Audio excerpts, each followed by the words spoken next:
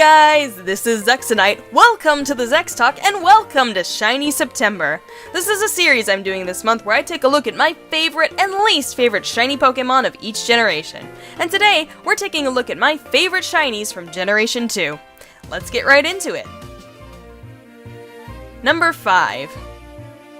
I have to admit I am completely influenced by color bias for this one, but I really like shiny Merrill. Of course it's green and I love green.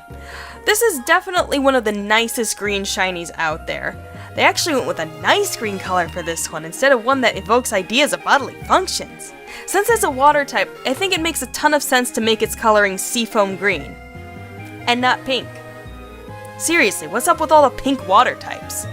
Anyway, I've heard people liken shiny Merrill to a tennis ball in the past, but I still think it's really cute. This is an excellent color choice for such a cute water type. Number 4.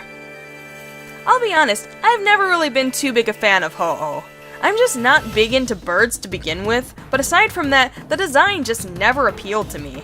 To me, it just kinda always looked like a glorified Fearow. The face isn't very pretty, and instead of looking badass like I think they intended, it just looks kinda horrifying. And the crest on its head, to me, just makes it look ridiculous.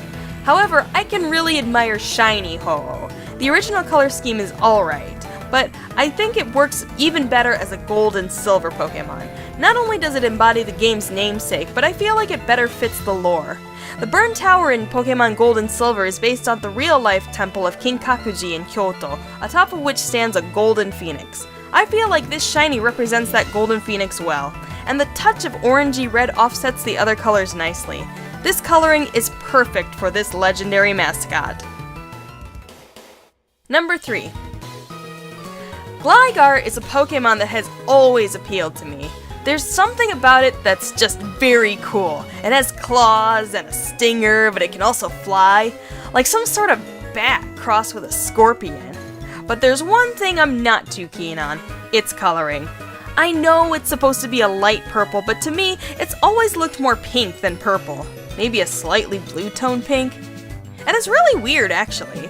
It seems like Gligar has gone through some color changes in the past. In Gold and Silver, Gligar looks pink with the shiny being purple. When we go to Ruby and Sapphire, it becomes a color which is much more clearly purple with the shiny being blue. And it stays that way for a while until Heart Gold and Soul Silver, where it turns a pinkish purple color. And then in Black and White, it gets even pinker, and in X and Y, it gets even pinker. I'm not sure I really understand this. I mean, based on the games and the anime, it would seem that Gligar was meant to be pink, or at least a pinkish purple. So why and how did it change to a clearly purple color for a short time? I mean, I would have preferred it as the more lavender color as it was, but more than anything, I'm just confused.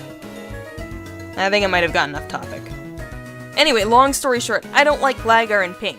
This is yet another case of badassery being stripped away by putting pink on the Pokemon. But luckily for me, Gligar's shiny is blue and it looks really badass in this color. Like some terror that takes to the night skies and hunts prey or something cool like that.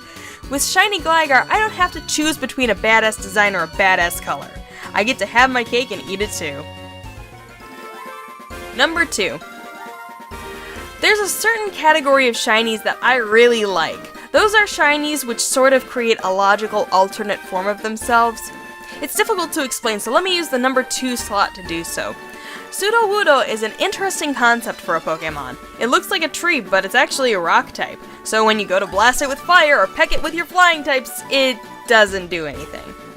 The shape, of course, is tree-like, but the one thing that fools you most and completes the illusion is the hand-like bulbs on its arms, which make you think they're leaves, thus deceiving you into thinking it's a tree. So I think it's really brilliant that in the shiny version, these green bulbs change to red like it's a tree in the middle of fall. It makes so much sense as an alternate coloring, and I think it's a really clever idea. There aren't a ton of these where the recolor sort of makes an alternate variety of a Pokemon outside it just simply being shiny, but this is one that I think works incredibly well.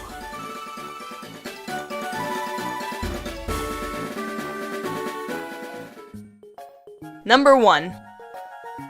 I know I'm not surprising anyone with this one, but I guess that also means I'm not breaking any hearts, so that's good. Shiny Umbreon just looks so freaking cool! I find that I tend to like a lot of the electric blue shinies, provided they're not paired with an ugly color. Umbreon already looks totally badass to begin with. Completely black with a few yellow highlights and red eyes. It just looks threatening and menacing. But then you add the blue to it and it makes it look so cool! I think the yellow seems more threatening, but the blue gives Umbreon a regal sort of elegance and majesty.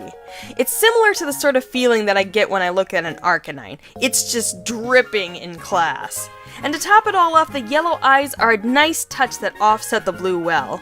In Gold and Silver, Shiny Umbreon's eyes were blue like its rings, and I can understand why this is due to the limitations of the Game Boy Color. But this coloring changed to yellow in Ruby and Sapphire, probably because the non-Shiny's eye color also changed. In both instances, I think this was for the best. Shiny Umbreon is just so cool, so classy, and I don't think they could have made a better shiny. That's it for this Shiny September Zex Talk, but the next one will be out soon. Thank you for watching, hopefully I will see you in the next video, and goodbye to you all, sirs and madams, and everyone in between.